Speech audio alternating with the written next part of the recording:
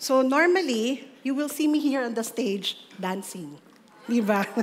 But the Lord has other plans. So I am very excited to serve the Lord today. Nervous, yes. But every time I see the pink ladies, the red ladies, medyo nakakalma ako. So, okay. Let me introduce myself again for those. A pleasant morning to all the first-timers and second-timers and to the old-timers who went back. Sana ulitin nyo na kasi maganda yung series po natin ngayon. So welcome, welcome. It is a privilege to talk about God in front of you today. So here, let's begin. All right. This is basically me. Dito muna ako. This is basically me, a wife to Alan, who's there. Thank you for coming for 23 years now. And a mother of dito na lang ako. A mother of 2 sons, on both in their 20s, 21 and 22, both single. And then, I am, nabanggit na nga po ni Ms. Deshi, I am already, I'm a dentist for 27 years now, and a servant of God. Okay. I have been in Women to Women for 10 years now. We are celebrating our 10th year anniversary next month. So please support and invite more ladies. This has been, this has helped me a lot in my spiritual journey. So very important sa akin na Women to Women. And so, ladies, are you learning a lot from our series? Yes. So maganda ba siya? Yes, okay. So dahil sinabi niyo maganda, I will, let's just have a quick recap. So we already underwent A Tale of Two Sisters. Do you still remember? Yes? No? A Tale, yeah. And then the second one is Lord, Don't You Care? And then last August 6, we had, with Miss Cindy, the diagnosis, Trading Worry for Worship. So let's just have a quick recap. And there's a temporary cure that I will give for those who remember. Temporary lang po ito, ha? So wag niyo munang i-inhale at saka wag niyo ilagay kasi nakakaantok siya. Alright, and then nakaka-relax. So, A Tale of Two Sisters. Anyone? Anyone? Who can remember anything? Mary and Martha? May narinig ako. What else? Wala. You don't remember anymore anything about A Tale of Two Sisters? Yes, Mary and Martha. And what happened there? Yes. Microphone po. Sige po, Tita Belle. From the table, what's her table? Exodus. All right. Okay. Sige, Tita Belle.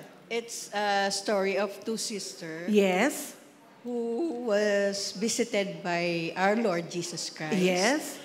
And both of them accommodated the Lord. Yes. But Martha is so busy. Yes. With the preparations that she need to really serve. All right. Very good. And Mary chose the better part by sitting at the foot of Jesus. All right, very good. So here's your temporary cure for today. All right. All right, wag po ilalagay ito, ha, nakakaantok to. All right, so very good, no? Sabi ni Tita Belle, A Tale of Two Sisters is about 2 women with a divided heart. Okay? Martha served, Mary sat. In a world that praises the hustle, Jesus invites us to stand or to be at His feet. So that's the Tale of Two Sisters. How about Lord, Don't You Care? Anybody? Ito tayo di ba? Yung Lord, Don't You Care. Pag may ginagawa pagkatapos, bakit siya? Di ba? So ganun tayo. Anyone? May impact. Ano yung impact natin dito? Yes. Ruthie. Mike, please. Mahilig tayo sa ganito Lord, bakit ganun? Diba? Bakit siya? Bakit ako? Sige, Ruthie. What I remember is the 3 that weighs us down. The discouragement. Oh, yes. The doubt and the distraction. Okay, very well said. So ito yung temporary cure for this morning. Makisuyo na lang ako, doktora. Thank you, nautusan pa kita. Alright, so tama yung sabi ni Ruthie, no? A tale of two sisters, Lord, don't you care is overwhelmed and unheard. So si Martha cried out to Jesus. Ano yung, tama ba, Grace? she cried out, and Jesus answered in a very gentle truth. Lord, the Lord doesn't scold us in our striving, but He calls us in His love. Ito yung pinakala, siguro naman medyo marami-rami to. Andiyan si Miss Cindy. August 6, di ba? Trading worry for worship. Sige, Margot. Ate Margot, go. Trading worry for worship, it reminds us that worrying is already a part of our lives. Pero Martha is a warrior person because she's so busy preparing everything for the Lord. While Mary, tinignan si Cindy. Cindy tuloy. While Mary chose the better part, and that is to sit at the feet of Jesus. So likewise, from the message of Cindy, we are encouraged to be more being with Jesus than serving Jesus. Very well said. Okay, so in the hustle of the outside, broken within, this diagnosis or trading worry for worship exposes the symptoms of our diversion and anxiety. And this morning, our great physician, Jesus, sees our struggle. What is our struggle? Siyempre yung na-diagnose na ni Miss Cindy, worry. And the worry, there is the cure. So, and that we will unveil today. Can we have a word of prayer lang before I start? Yeah, let's bow down our heads. Lord, we welcome your presence. Lead me as I share today's study so that it is your voice that we hear, not mine. Be exalted this morning and open our hearts to receive your word. Quiet our minds from every distraction and burden. Take full control of the session, Lord. In Jesus' name we pray. Amen. When you hear the word cure, what comes into your mind? Remedy? Healing? Ay, old-timer, thank you. What else? Healing? What else? Relief? What else? Hope. Okay. So, here, sabi ni Google, it is a solution, remedy that restores, or to heal, make well, relieve, or preserve. Now, have you ever had a checkup? Yes. Be it a routine checkup, be it a checkup kasi meron na tayong nararamdaman. Okay, gusto ko lang malaman, shout out, sino mga physicians here? Medical doctors, ophthalmologists, dentists? Raise of hand. Ako lang. All right. Tatlo? All right. Who else? If you will just agree with me, normally, pag nagpa-check up tayo, there is what? There's a concern. So in the office, in the clinic, we will have our check-up because there is this discomfort, pain, or concern. And if you will agree with me, dentists, doctors, if there's already a complaint or tinatawag namin chief complaint yan sa office, hindi lang basta we will jump into the treatment already. Agree? Agree pala?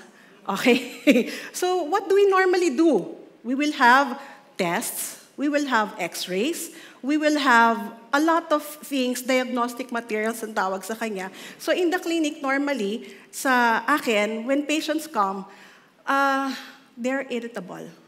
They're irritated, agitated. Not because long wait yung sa clinic, but because they are already in pain. So normally, meron silang clicking jaw, they cannot eat, they cannot walk properly, or may vertigo, or there is a facial pain. So what do? As doctors, we want to diagnose well. Because if we diagnose well with these diagnostic materials, we will come up with a treatment plan. And that treatment plan will treat the root cause problem of the illness. Okay? So ba't ko binanggit ngayon yun?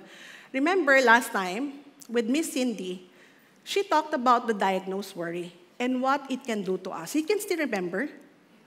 Yung cortisol. Ay, di ba?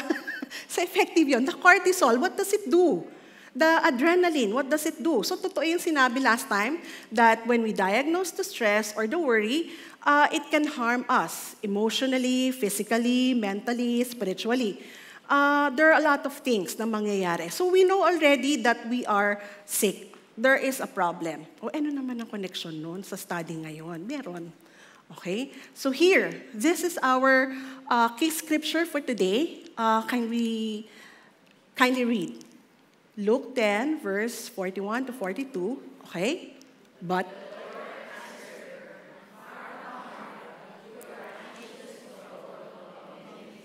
okay. Sorry. Excited. Okay, sorry. Good portion which will not be taken away from her. So, kita na natin yung yung visuals niya. Now, I have divided this study into two parts. Okay? The first part is taken from Luke 10, verse 41, which is destruction. We're going to talk about everything, all about the destruction of Martha. And not just Martha. Siyempre, yung distraction din natin. Hindi lang puro si Martha to. So everything is, the first part is what? Distraction. Parang may apat na sumagot. And then the second part is taken from the book of Luke, chapter 10, verse 42, deliverance. All right, so we have two parts. Are you ready to dig in? Yes. Medyo sampu ang All right, so let's go first to distraction. Distraction, it causes destruction. All right? So distraction, anxiety yon, worries, we are pulled away in many things. So we are distracted. And it causes what? Destruction. Thank you sa dalawang sumagot. All right. So it steals our peace, joy, and intimacy with Jesus. That's why distracted nakaka-distract. All right? Next. In Luke 10, verse 41, can we read it again?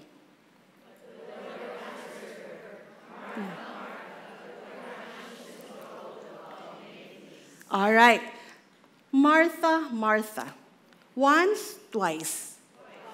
So notice how Jesus called Martha's name twice, showing what? Gentleness, affection, not harsh rebuke.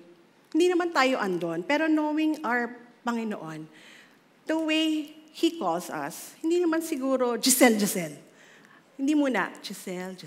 Okay. Can you show me who are the mothers here ng mga toddlers?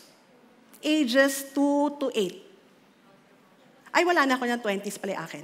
Alright, just one. I'm sorry, I'm speaking in Tagalog. I'll try to speak in English all the way. Okay, just one. Toddler, mommy. Ilan? Lola. Sige, Lola. Ay, Lola. Alright, ang daming lolas. Okay, very good. Ladies, lolas, mommies. Okay, are we like this when we're calling our toddler anak and our apo? Let's say, Aji. Ganun ba? Ha? Alright, so bakit ko sinasabi to?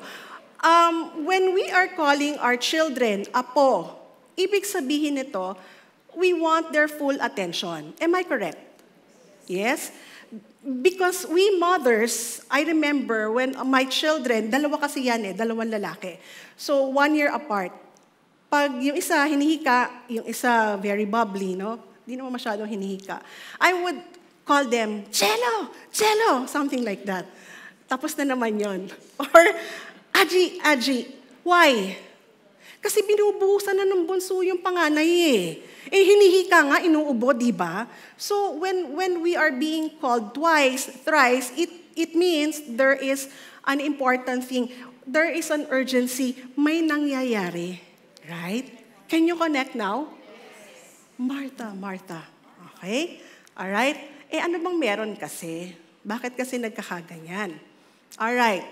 In the Bible, there are accounts wherein God calls the attention of His favored people twice. So let's read Genesis 22, verse 11. Kindly read it with me, please. At the moment. Abraham. Okay, and in Acts 9, verse 4, he fell to... Saul, Saul, why are you persecuting me? So, what do you observe here, ladies?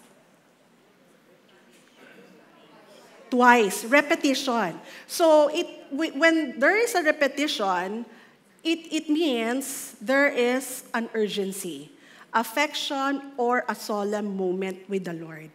And a divine pattern showing divine attention and personal calling of Jesus Christ. Okay, in my experience, tatanungin ko lang kayo, have you ever experienced that the Lord called you twice? Or meron siyang paulit-ulit, umattend ka na ng women to women, umattend ka na. May ganon? May ganon ba?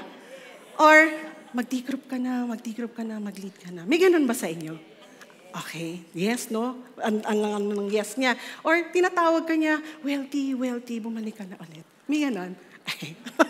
Joke lang. Alright, so sometimes before, when that happened to me, ay, parang safeguard to. Sorry, no, cut. No. Konsensya. But who is the Lord? Who is calling us? Sino yon? To the Holy Spirit. Very good. Alright, now, again, in my practice, konti lang. Pwede ako magkwento ng konti. Alright? Para bumaba yung kaba ko. This is true. This is true. In my practice, I hope you don't mind, mga kapwa ko dentista. It's hard to say no to our patients, especially pag ang ipapagawa is something like crowns, or veneers, or, di ba, no? Or magpapabraces agad. Kasi ceramics, kasi uso yan eh. Yung gusto ko upper-lower ceramics, or upper na lang. Sometimes, lalo na pagkakakilala mo kasi ka-D-group mo, or taga-CCF, or women to women yan eh, di ba? Pag women, syempre di ba makikita ng marami yan. You would what? You would agree? You would, yes! Sige, lalo na siningil mo ng, ewan ko, kung magkano siningil mo, nangyari sa akin yon? Yes. What happened to me? Many of you, baka yung iba lang, because of the love for money, or sometimes, kasi kailangan kong magbayad ng tuition fee eh. Tricent kasi anak ko. Siya naman nagpumilit papunta na ng Amerika, kailangan ko nang gawin. Alright, I gave in. And then the Lord prompted me remember in my clinic, ang boss ko doon, isang Panginoon. Okay? Siya lahat yon, siya lahat eh. Thank you. But, sometimes, may kailangan din tayo eh. Ito na yun, Lord, sign na to. Ito na yun. And then I would give in. And the Lord told me, hindi pa, diagnose well. Hindi pa, wag mong gawin. Talaga ba? Okay naman eh. Siyempre, minanipulate ko na. To cut the long story short, nagkaroon ng problema. Okay? And then what happened? Nagreklamo sa PRC. Okay. So, it has been, okay, when the Lord works into our lives, sometimes it's masakit. But I have not been very open with this because nahihiya ako. Pero, now, parang yung kanta nila Maya kanina, how the Lord picked me up. Just because hindi ako nakinig sa calling niya. Alright? Ni-remind niya naman tayo, may rebuke eh. Martha, Martha, Giselle, wag mong gawin. But you gave in. And then what happened? Iiyak ka. Alright? So, when He calls us, magpasalamat tayo. Lord, thank you. Nire-rebuke mo ko. Thank you. Pag hindi ka niya na tinawag, it's either like me, you gave in to the temptation, which now becomes a sin, na may problema ka, may PRC, di ba, problem, di ba? Pero thank you, Lord, tapos siya. But of course, I'm ready. If the Lord doesn't want me to work anymore, okay lang. Okay na yon, kasi I know who I am. But, ibig sabihin, pwede naman mawala doon eh. Ngayon, pag hindi ka na tinawag, wala nang Martha. Ikaw na ngayon ang tatawag. Lord, parang ako. Nasa PRC ako noon. Lord, sige, okay na. Magdi-D-group na ako. Sige na, okay na. If you know how it is, Attorney Malu, na 8 years kang nakademanda. Something like that. But when the Lord really strips you off, no? give in ka na lang and then surrender. But it started with, Giselle, do not do that. Alright? Malinaw? Okay. So, ano ba nangyari? Ano bang meron kay Martha? What happened here? Bakit siya nakasimangot? Do we sometimes see ourselves like this? Yes. Yung nag-clinic ka na, hindi ako nagpapananig, Dada. Hindi. But, pero sometimes, if my heart is not right, I'm like this. You're so overwhelmed. Talaga, 4 a.m., gising ka na. My ladies knows this. Siyempre, may quiet time ka pa, nagmadali ka na. And dahil minadali mo yung quiet time mo, magluluto ka, aayusin mo yung mga damit nila, pagkatapos lahat inayos mo, magkiklinik ka ng 10 o'clock. And then, clinic, darating na yung asawa mo 5 o'clock, magluluto kang dinner, eto na yun. Alright? So what happened here? So si Martha ang bida, hindi ako. Okay, let's look at the scenario here. The root cause reason why Martha was anxious and distracted. Jesus likely visited Martha and Mary during the busy preparations of Feast of Tabernacles. So ito yun, a joyful week-long celebration held after a harvest. So it was one of the 3 major feasts that required men near Jerusalem to attend. Families live in temporary shelters to remember Israel's time in the wilderness. In the midst of busyness, eto na. So, gulong-gulo si Martha. Andiyan na, imagine ninyo, pagka naglilibot si Pastor Peter, dadaan bigla sa bahay niyo. Kasi wala lang, may feast, may anniversary, or baka sa anniversary natin, ganyan, di ba? Biglang dumating sa atin. Or minsan sa D-group natin, biglang darating si Pastor Joby at si Pastor Vic, together pa sila. Diba? We Filipinos are very hospitable. We're so warm. We would want our guests to be masarap yung pagkain. We would want them to be comfortable in our house. Diba? And we would really do our best para kung pwede lang baliktarin yung bahay para maging shiny and something like that. So ito yon, but Jesus is different. In the midst of busyness, Jesus came not to add work, but to be present. Sometimes, our pastors or D-group leader would go to our house.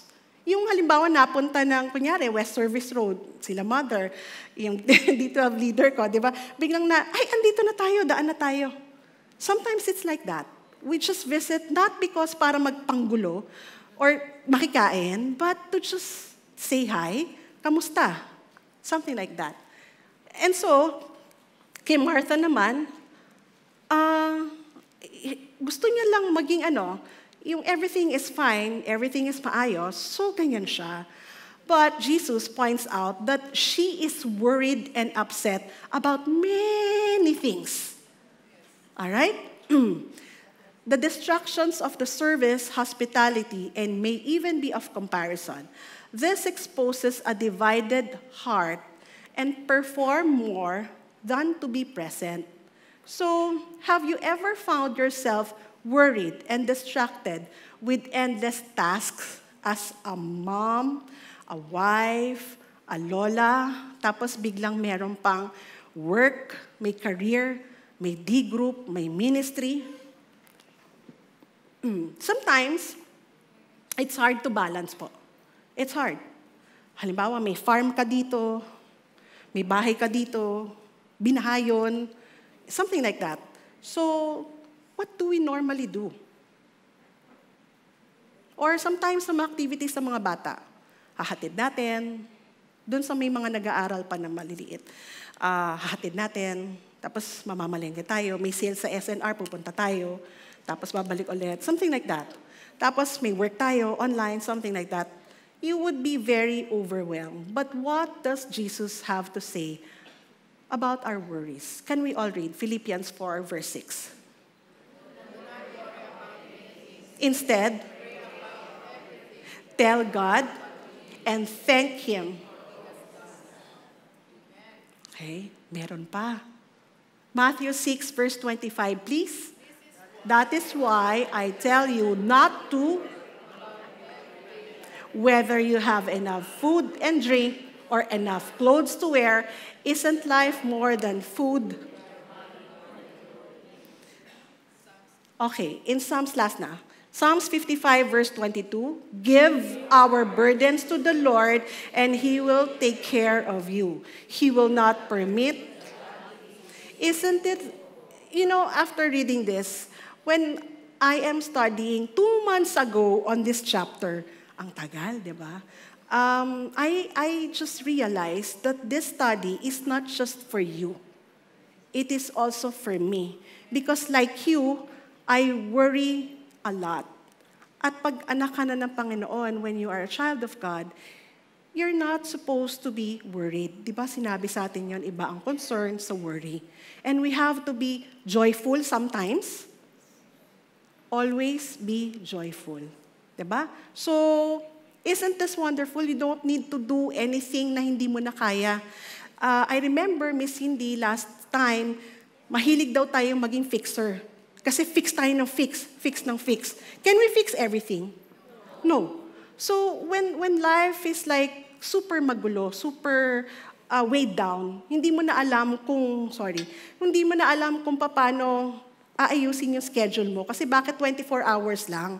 Sana 32 hours ang meron tayo. So remember this scripture.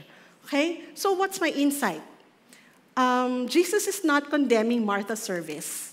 He is addressing her state of heart, which is distracted, stressed, pulled away from peace. So yun lang naman ang sinasabi ng Panginoon sa atin.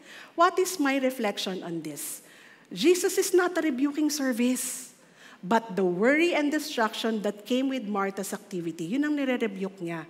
She was doing good work, yes. Maganda naman yung ginagawa niya, right?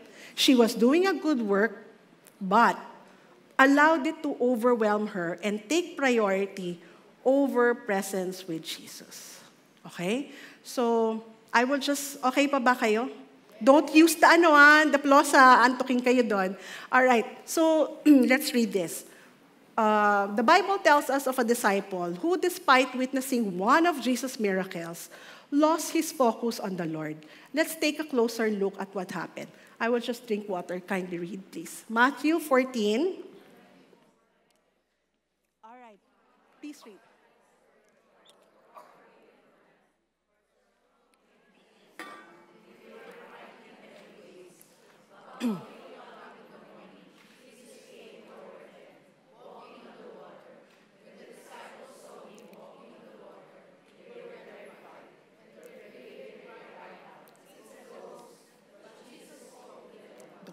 Don't be afraid.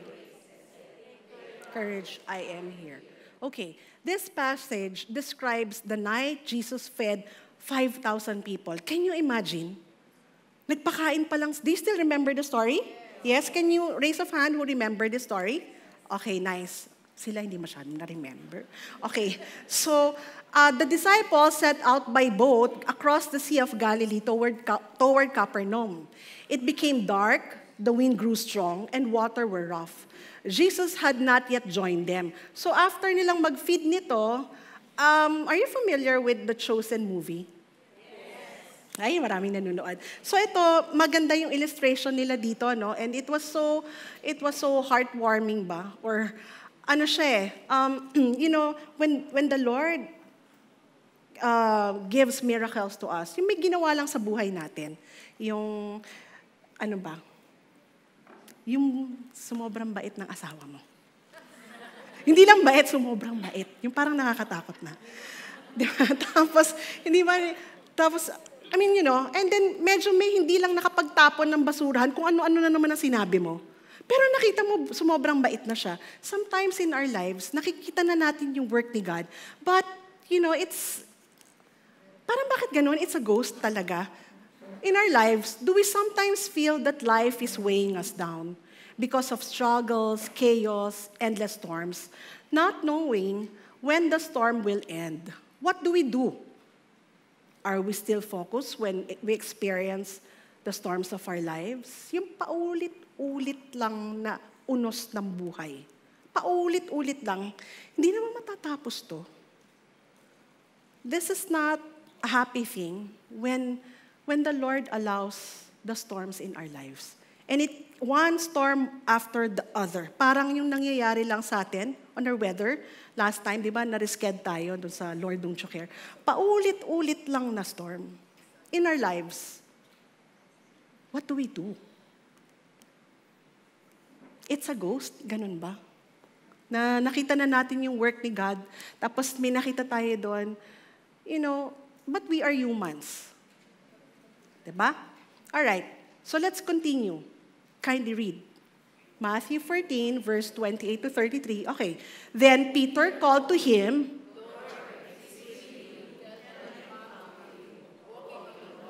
yes. So Peter went, but when he saw the strong wind and the waves, he was terrified and began to save me.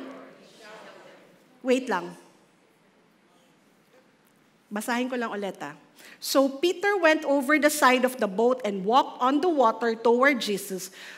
But when he saw the strong wind, and began to, note to self, saying, he shouted. Then, verse 31, Jesus,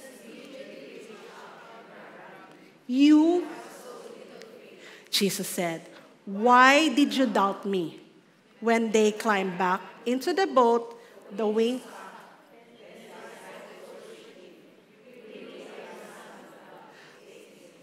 thank you. God sometimes allows the storms to reveal the true state of our faith. In those moments, does our eyes fix on Jesus? Or are we sinking like Peter because we've lost focus, distracted from the storm? Ladies, Jesus is always reaching out to us, like what he did to Peter. Yet so often, our gaze is locked on the waves, the storms, the busyness, and the chaos of life. But the moment we turn our eyes to Jesus, what happens? Trusting that he is in control, the winds come, peace returns, and we realize he has been with us all along. Only when we turn our eyes to Jesus, like Peter, diba? Him immediately reach out and grab him, and then here. All right. The next one, who has the book of Mary, the book ni Joanna Weaver, Having a Merry Heart in a Martha World? Sino may mga book nun? Or sino na nakabasa nito? The Story of a Man and the Wagon. Anyone? Wala pa? Okay, very good. So quick story lang kasi hindi naman ako pwedeng matagal na matagal. In the book, dun sa Having a Merry Heart in a Martha World, the author gave a story of the man and the wagon, which goes like this. A man, okay, are you listening? Yes. All right, a man happily accepts a simple task from God. Pull a wagon, so ito yung instruction ni God. Pull a wagon with 3 stones up a hill. So papanik ng bundok, all right? Along the way, he picks up other people's burdens, rocks, pebbles, bags, trying to help. Soon, the joyful task becomes unbearable. Weighed down, he cries out, and God lovingly removes the extra burden, saying, can you read? The man finishes the journey with joy, carrying only what God originally asked. Are you familiar with the story? No? Yes. Okay. So this story uncovers the somewhat help we do actually distracts us from our focus on God, leading us to burnout. Tumulong na nga ako, na-distract pa ako.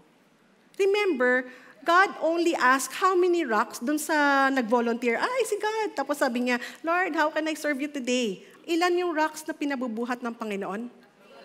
3. But along the way, baka grab, nagpasabay.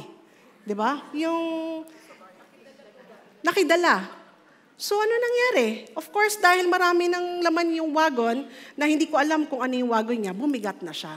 So here, nung mabigat na, and is really burned out, he turned to God. And the Lord said, for my yoke is easy and my burden is light. Kasi yun lang naman, hindi ba? How about us? Can we take a look on our wagon? Imagine, kunyari, sa mind natin, wagon natin, our wagon. Which rocks God asked us to carry? Which rocks have we unwisely and sometimes unconsciously volunteered to carry for someone else? Here, when I was making this study 2 months ago, even my husband doesn't know this testimony.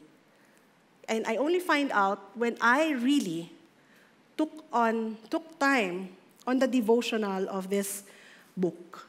And then I started thinking, ano nga ba talaga yung pinadadala ng Panginoon sa akin? Sometimes, why is it so hard to serve? Or sometimes, why is it so hard to be on His feet? Why? Ay, aalis na lang ako. Naging sensitive na ako kasi nasita ako. I was reprimanded or probably, hindi naman reprimanded, nasabihan. Ay, tampo na ako. May nakaka-relate. Can I share my story on this? Alright, medyo magbabasa lang ako ha. Sige, basahin ko muna. When I reflect on this wagon, when I reflect on the rocks God asked me to carry in my life's wagon, I remember His gentle instructions. Personally, seek me and my righteousness, respect my husband, be a Proverbs 31 wife, be a model of a gentle and quiet spirit at home, as your children will be drawn to me, meaning kay God. Honor your parents, work heartily as unto me, and serve others with joy. Ilan po iyon? 7. So 7 rocks. But somewhere along the way, a few years back, I got derailed. Instead of carrying just the rocks God gave me, I began piling on burdens He never asked me to bear. I took on the concerns and complaints of others. I cared for the sick and gave help financially. Wala namang masama doon, di ba? Thinking I was doing a good thing and surely God will be pleased. I offered help to everyone, even when they didn't ask, assuming this what faithfulness looked like. I also said yes to every opportunity bought into a product or networking deal presented to me without consulting my husband. Siyempre, gustong-gusto mong tumulong diba? Huwag na natin tanongin si Alan. Okay na yan. Eventually, pero nag-sorry na ako sa kanya. Eventually, I was drained, burned out, beyond my capacity. I had moved joyful obedience to heavy striving. I began to resent helping others and worse, expected something in return. That's when I realized I was carrying many rocks, and many of them weren't mine to carry. But God gently called me back. Bait talaga ng Panginoon. He reminded me that He never asked me to carry every burden. Only walk in obedience, step by step with Him. I laid the rocks He didn't assign to me and found rest in His presence again. I learned that true service flows not from exhausting myself from doing good works, but from intimacy with Jesus. Now, I'm learning to listen more closely, obey more simply, and trust that when I carry only what He gives me, His grace is always enough. Good intentions, listen to this please. Good intentions can lead to burnout. We often carry more than God intended. Don't mistake busyness for faithfulness. Nothing is harder to bear than a burden we're not called to carry. So my application for this first part is, do not carry any more than what God intended you to carry. Okay? Thank you. All right. So, gising pa po ba kayo? All right. All right. So, we go to the second part. What is our first part? Distraction. So, problema. It causes what? Destruction. So, now, the second part is deliverance. Deliverance is somewhat cure or sagot dun sa distraction. So, this is all about Mary. This is all about Mary. Kasi yung kanina, ang bida, tsaka tayo. Now, ngayon, yung deliverance naman ni Mary, na sana, baka yung iba sa inyo, Mary na, yung iba, pasunod na. Alright, so, okay. So, the second part is Luke 2, verse 42, deliverance. Deliverance because it brings what? It restores our soul and centers our life on what truly matters. Now, let's make himay-himay. Ano yung himay-himay? Let's break this one by one, phrase by phrase. Again, let's read Luke 10, verse 42. But Mary, the good portion, which will not. Okay, one thing is necessary. Mary had chosen the good portion, which will not be taken away from her. All right. In other version, portion is also good part. And it is often used to describe inheritance or spiritual reward. Ano ba yung spiritual reward na sinasabi na yan? So let's read Psalm 16 verse 5. The is my chosen and you hold my lot. The Lord is my chosen portion. God Himself is our inheritance and great treasure. Siya yung inheritance natin. Lahat. Ang Panginoon. Cup often symbolizes one's destiny or blessings in life. Here it means David's satisfaction and sustenance comes directly from the Lord. And lot refers to one's faith. David is saying that God is in control of his future.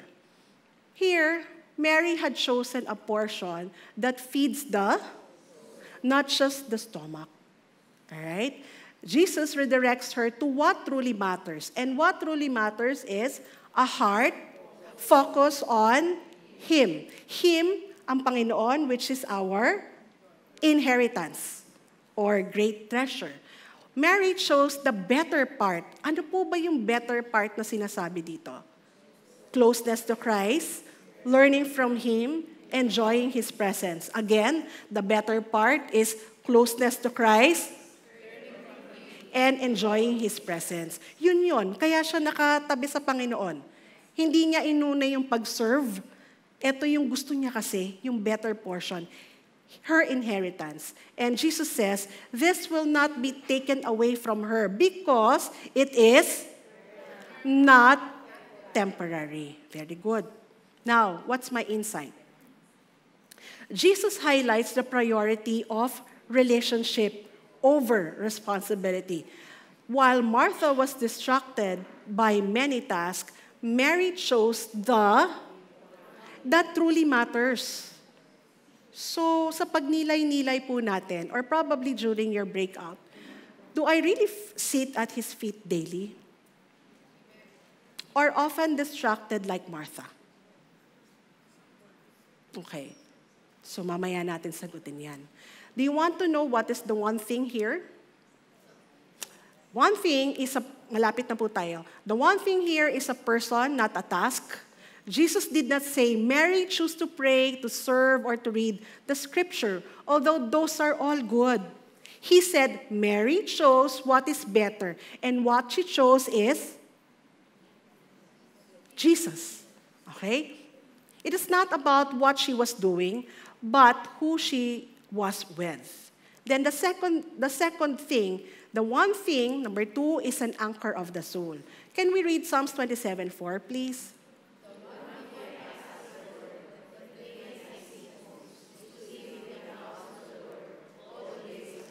Yan.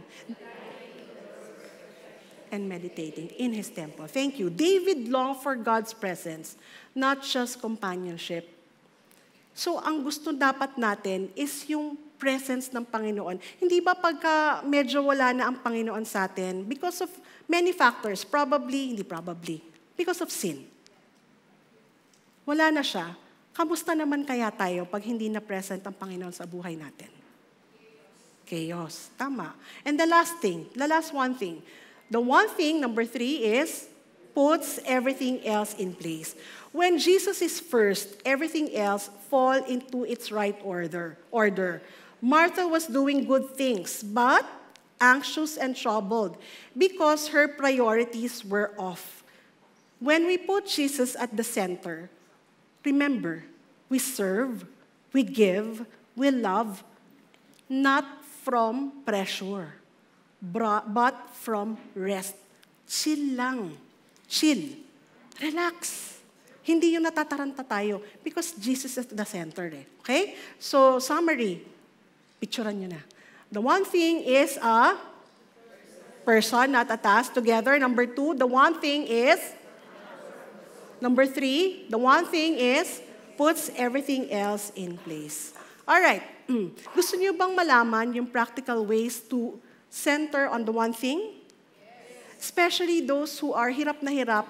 Because me, I am someone who is always fond of making a planner, yung calendar. Punong-puno yun. May sulat ako, meron din ako dun sa cellphone. Kasi we want things in order, di ba, Miss Cindy, no? Yung ano siya, yung lahat in order. Lahat. Yung walang na-miss out. In the clinic, my patients know this, 8 to 9 lang, 10 to 11 lang. Pagka dumating ka na ng 11, 10, dun ka na sa hulihan. Sorry, kasi we have to respect yung 12 to 1 or something like that. So may ganun siya. Now, here are the practical ways to center on the one thing. Number 1, start each day by inviting Jesus to rule, reign, and be your one thing. What is this, ladies? Quiet time. Devotion, Bible study, women to women. Yung live sana, kasi mas maganda pag live tayo. Number 2, take the day one step at a time. Just ask God what is next through prayer, quiet time, and follow His lead. So when you pray, you listen. Because that is a communication, hindi yung ano lang tayo, pray. Hindi ka na nakinig. Number 3, please read.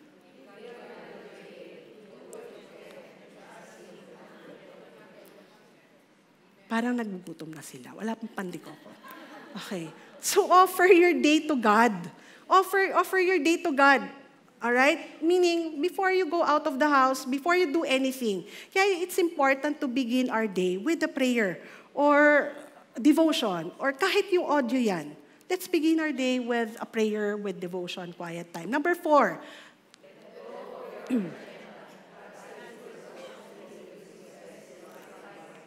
Okay, let go of your agenda. God's detours often lead to His best divine appointments. Wala na po akong time na. Okay. So, divine appointments. Quick share. Sometimes, God's delay, na inis tayo.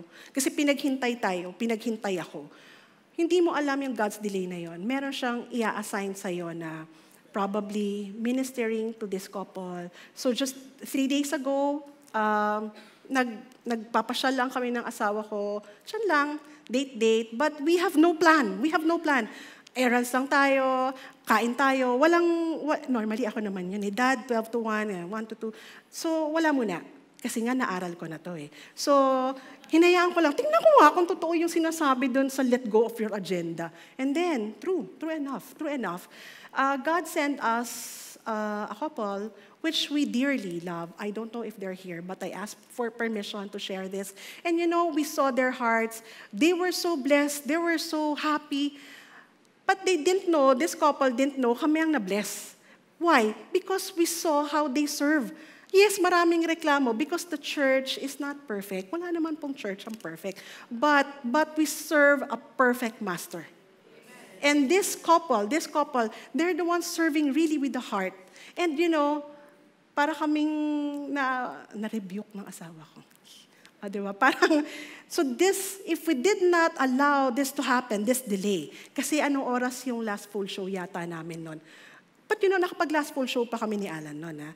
We just allowed everything else. Pero minsan nakakainis yung delay. Pero yung nakakainis na delay, God allowed it. And that delay is a divine aha appointment with the Lord. Aha moment with God yun. Ang sarap. Last one. Malapit na po tayo. 5.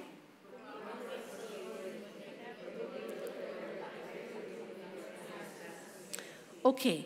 So when we offer everything, when we allow God na makialam sa plano natin, it will probably, not probably, but hindi probably, it will succeed.